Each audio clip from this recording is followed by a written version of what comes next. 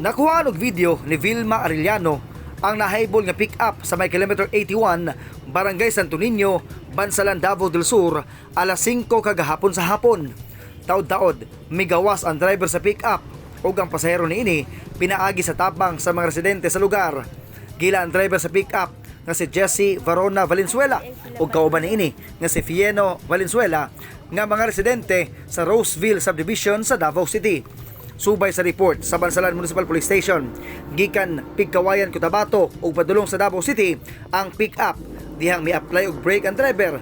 Nawadan kini og kontrol tungod sa kadanlog sa karsada ug milahos kini sa shoulder ug open canal. Nakahiagom og minor injury ang sakay sa pick-up.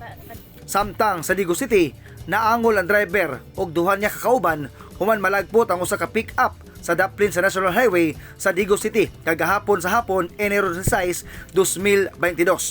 Gikan pa sa Pagadian City o padulong unta kini sa General Santos City aron maghatod og mga gamit sa dihang kalit kining nalagpot sa daplin ug nahagsa ang maong pick-up.